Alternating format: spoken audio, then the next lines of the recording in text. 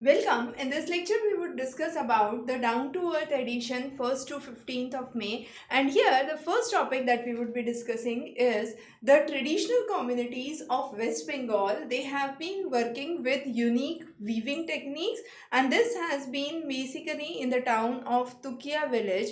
And here, the families in Purulia have been working mainly with weaving. There are various individuals who are working with the same and trying to create a handloom boom. So handloom industry has been working here. Initially this village was traditionally occupied with farming and animal husbandry. A lot of people from the village have been moving to mining sites as laborers, but here the new weaving technology that they are bringing in is bringing a revolution to the village with towels and clothes being created independently at a nominal price, and this has proved out to be a sustainable model. They have been outsourced to the regions of Kolkata and the nearby areas, but this strategy mainly focuses on self-reliance and working against the climate change issues, so fostering the needs of the people and reducing the migration from the region. The next important topic that we would discuss is pumpkin. Now pumpkin is one of the unique cultivations which is predominantly found in India and China. More than 50% of the production occurs in these two countries, and the flowers are exceptional because they are the most vibrant component of this plant, we can say, and they incorporate the colors of the rainbow plate. Now what is very unique regarding pumpkins is it is known by different names in different parts of India. For example, in Tamil it is known as Pukani, in Assamese and Bengali it is known as Kumra, and so on and so forth. Now the female flowers are more prevalent than the male flowers, and the fertilization of each male flowers can produce nearly 40,000 pollen grains. Female flowers need around 2,000 pollen grains to mature into a fruit, and once they disperse mainly through insects like bees and thrips, and they actually disperse the pollens in 7 to 8 hours. Now there are multiple shifts in which these pollinators work, and finally the flowers close. Now once the flower close, the male flower becomes superfluous, and as a result they are typically sold in the market. Now only male flowers are sold in the market. The pollination gets complete, and then there is this flower which is brought into the market at nearly 5 rupees as the rate, and they are transformed into fritters. Now these are mixed with gram flour, rice flour, and sometimes they are put with sweet ingredients as well.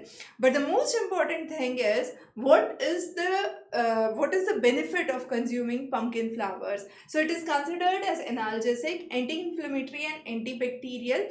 However, little research has been done onto it, but since it is a vine tree, it also has bioactive compounds, for example phenolic compounds, vitamin C, vitamin E, phytosterols, and so on.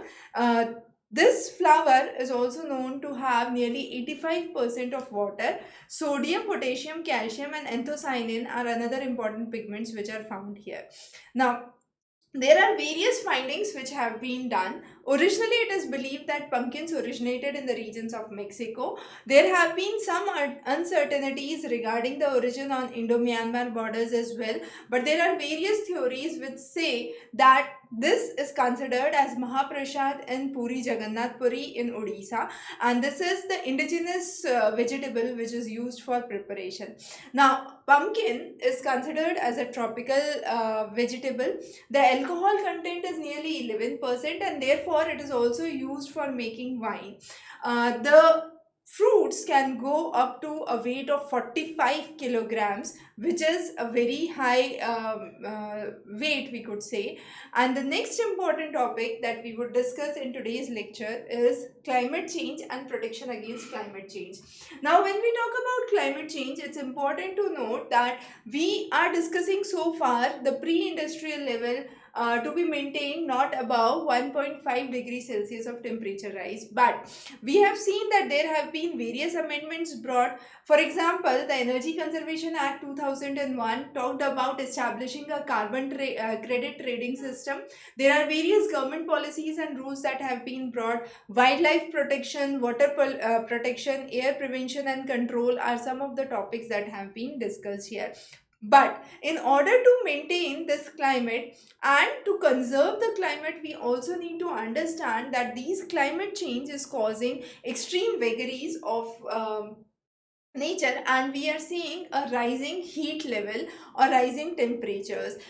Before we move on to that into detail, let's talk about the constitutional details onto the environment and its protection. So article 48A talks about preserving and enhancing the environment along with protecting the forest. There is article 51A, of which the clause G talks that every citizen in India has a responsibility to safeguard the environment. Article 21 talks about the right to life and personal liberty. Article 14 talks about equality before law and protection for law.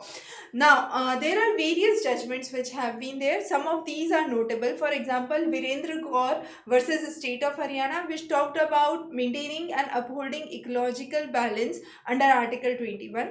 Karnataka Industrial Area Board versus Kenchappa, and this talks about the impacts of rising sea level and global temperature. Bombay Dyeing versus Bombay Environmental Group, which talks about the dangers of climate change to the environment. MC Mehta versus Kamal Nath, and this talks about protecting and enhancing the natural environment. Now, there are various challenges which have been brought into account. There is constant absence of electricity, economic progress which are taken into account. Distress migration, debt trap is again an important issue that has to be discussed. Beyond that, one of the studies from West Bengal show that the employment under Manrega scheme has been declining. We have seen that there have been nearly 13 million individuals in Bengal who have requested employment under Manrega, and this figure has been 9,400 recently. The poverty cycle has risen. One of the major reasons is the rising cost of living. So Manrega employee gets nearly 16,000 to 18,000 a year as the total income, household income, which is half of their total household income through other means. And then this income falls short because of the rising cost. Now, there have been various instances and case studies which have been cited, which would be available in the handouts. You can go through that, and these mainly pertain to educational expense. It mainly pertains to health expense and marriage expense. Three of the major expenses have been quoted under this studies. Now, this has led to crisis. People are migrating, but they are unable to get good rates for the harvest and the land back in the villages. Also, there have been poor cultivation output due to climate change. That is again one of the major issues they are struggling with. Now, when we talk about the topic of RBI talking about climate neutral remains no more, they talk about a term as elephant in the room, and that demarcates the inflation. So the rising inflation has been equated to elephant in a room, and that has been emphasized off and on by the RBI governor talking about the economy and the sustainability priorities in the country.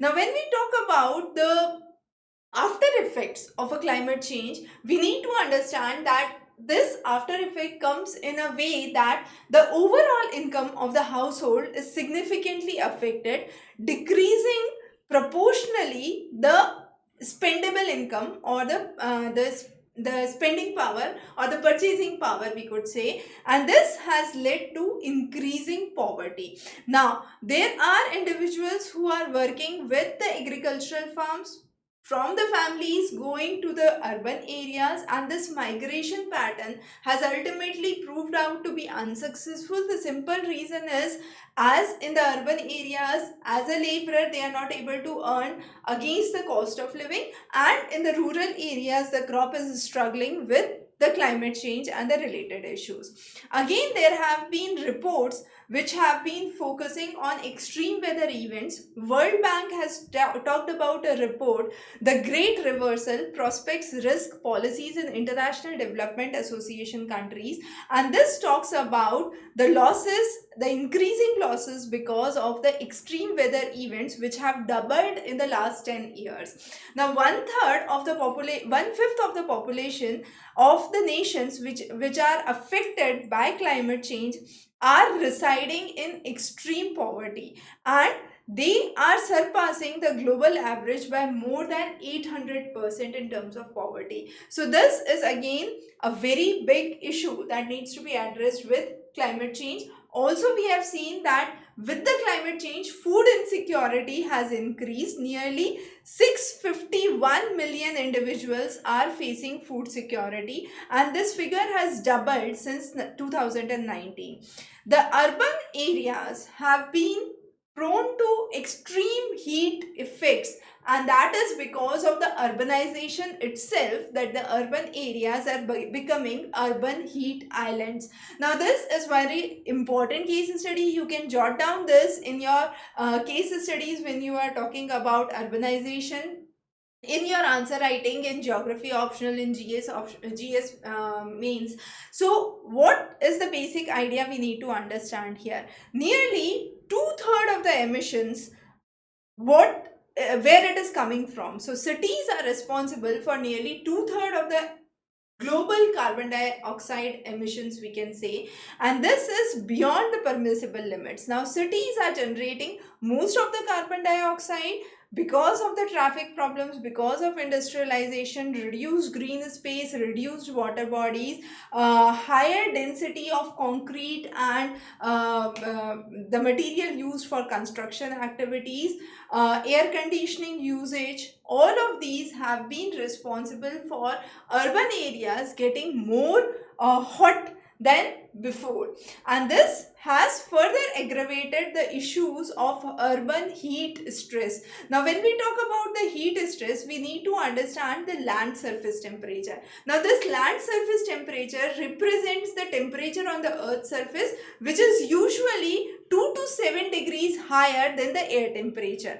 This has been indicated by the researchers. However, this exceeds 45 degrees Celsius in 8 of the cities, and even 42 degrees Celsius in a coastal city like Chennai. Now, when this is the scenario, we need to understand that the heat waves in these areas have been exceptional. According to IMD classification, if in a plain area the temperature goes beyond 40 degrees Celsius, in a coastal area if it goes beyond 37 degrees Celsius, then it has to be declared as heat waves. The temperatures are soaring to 48 degrees, 49 degrees, which have been exceptionally high. Now Nagpur experienced the highest level of heat stress during 2014 to 2023, and it covered nearly 97% of the area. The same was followed in Ahmedabad with 95% area, and in other cities in the same line. Now if we go on to the graphs that have been put here for our convenience, let me scroll down. So we would understand how the heat centers have been aggravated, and the proportion of the areas which have been heat stressed or which have been under the extreme heat conditions have increased significantly in most of the regions. So you can compare these graphs. Like for Delhi, this was the scenario for 2014, and this is for 2022, the peak heat conditions, and you can understand how the complete territory, the complete district has been affected by, the complete city has been affected by the rising temperatures, right? So these studies have been proving beneficial, but again we need to bring in techniques and methods in order to curb the rising heat stress. Now, what are the factors which have been affecting it? So, for the heating purpose, as we said, the buildings, the design of the building, the air conditioning system, the city layout are itself responsible for rising heat stress. Again, the domestic and the industrial activities in the urban areas, the heat resistant building properties for the building materials for the roads are responsible for it. But what are the cooling effects which are generated in the urban areas? The things that generate the cooling effect have been exceptionally low. For example, water, vegetation, parks, forests. So less green space, less water bodies are themselves responsible for more heat stress in the urban areas, as we can see. So these graphs help us understand the scenario and the caution conditions that we need to follow. So if we talk about Pune and if we compare, let's say, Bhubaneswar or Ahmedabad, we can see that the extreme caution conditions are higher in these cities. There have been higher dangers of heat cramps, heat exhaustions, which have been seen in the cities which are non-coastal. And again, there is an index which is known as humidex. Now this is the thermal discomfort or feel like temperature index, based on which we understand what could be the optimum levels of temperature that is acceptable in the region.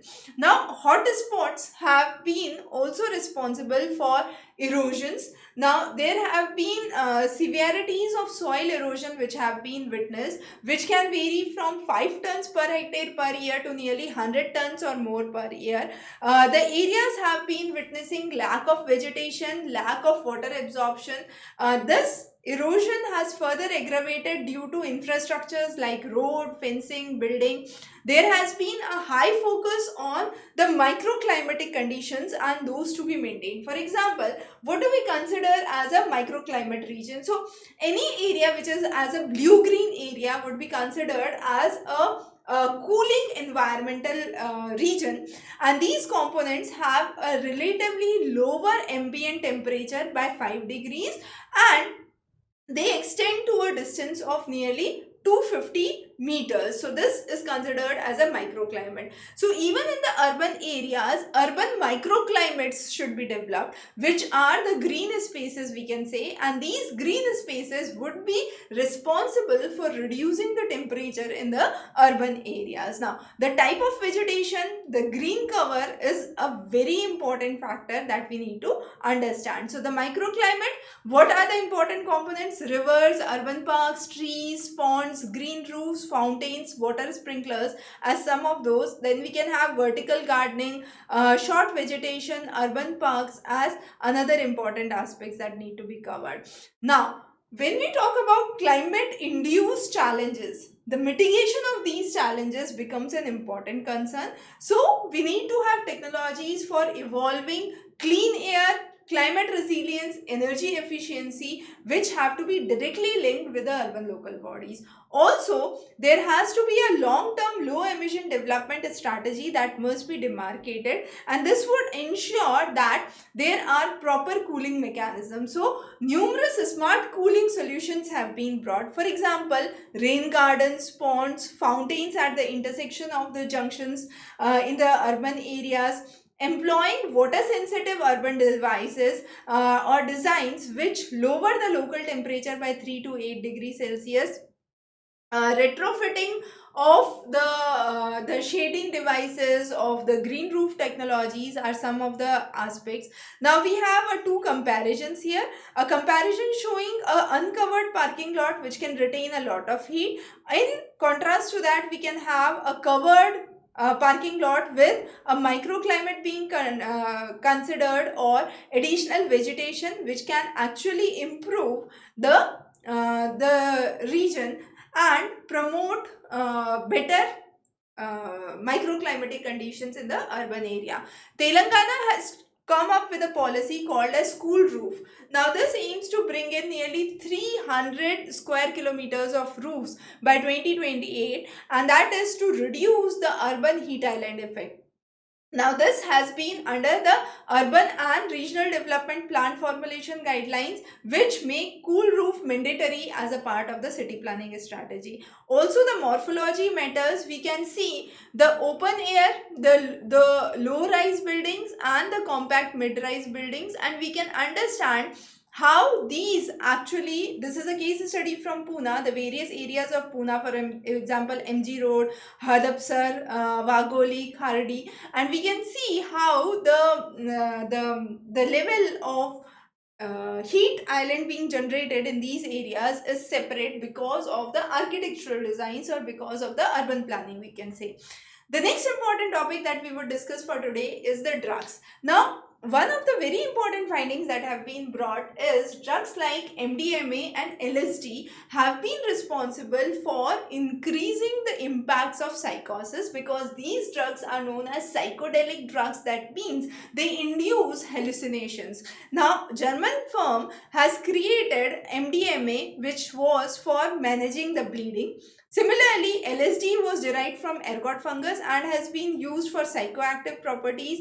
LSD was introduced in US, but these drugs have been there have been things associated with overconsumption of these drugs, and ultimately these drugs have been responsible for causing psychosis. So what is really important to understand is the schedules of the drugs that have been studied. For example, class 1 schedule 1 drugs under US talk about psychotropic drugs, LSD, mescaline and psilocybin, and these actually have high potential for abuse and they have to be controlled under medical usage.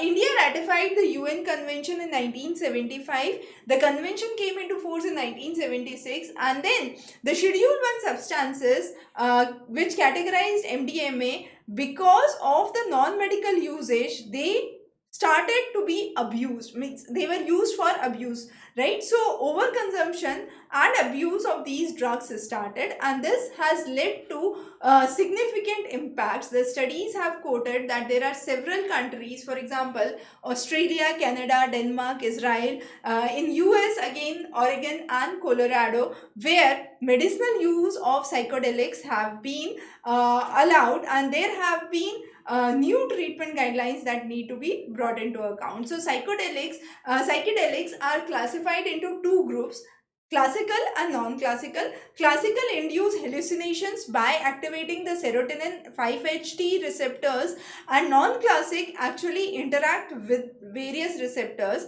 So they fall under different categories. So under the non-classical, it is the ketamine and MDMA. Under the classical, it is LSD, DMT and psilocybin. So these are the drugs that fall under the two category, and there are possible rare conditions where hallucinatory perceptual persistent disorders can be seen. The next is the heat conditions and the tolerance of human beings to the heat. So the rising temperatures are putting human beings beyond the limits of heat tolerance. The highest temperature that have been recorded in March 2024 had been the highest among the 10 consecutive months, temperatures of the 10 consecutive months. And not only heat, but heat plus humidity have a combined effect, and this is determined by the wet bulb thermometer or the wet bulb temperature of the area, which actually reflects the actual perceived temperature. So using this wet bulb thermometer, we can find out the lowest temperature the air can reach through the evaporation under constant pressure, and for human the comfort level is below 30 degree, with 35 degrees Celsius being the upper limit, and beyond that it is considered as a region where mortality risk can be associated with heat strokes. So there are hours where heat surpasses the human's adaptability to 30 degrees Celsius. So if we talk about these hours, these are the countries, and there are the hours which have been cited, where you can see these hours that have gone in red are the hours which have the amount of higher risks associated with the heat plus humidity index as we have defined. So IMD definition for heat wave, we have already talked about, but this definition does not talk about or include humidity in it. 30% increase in the moist heat stress has been observed in India between 1980 and 2020, and that has again been responsible for higher amount of heat strokes in the country. There have been lack of ventilation and cooling facilities associated with it, and these heat strokes have been considered as a significant rising threat with the coming years and climate change. The next is microplastics. Now, microplastics, the percentage of microplastics in the soil have been rising. We have seen a serious concern over this issue in the regions of Puducherry and the coastal areas where plastic waste generation has more than doubled, and there have been infiltration of the plastic microplastics in the ecosystem that have been negatively affecting the ecosystem. Also, we have been focusing on the landscape of the region and identifying whether the soil is responsible for certain microplastics to have a capacity to hold it for a prolonged period. So the size is usually less than 100 micrometers, that is equivalent to the thickness of a human hair, which is approximately 50 micrometers. And then there are wide range of toxins that could be generated, or toxic substances that could be generated because of the microplastics. There are foam like derivatives from the packing materials, fibers from the textiles, which are part of the pollution which has been added. Also, two important polymers, polyethylene and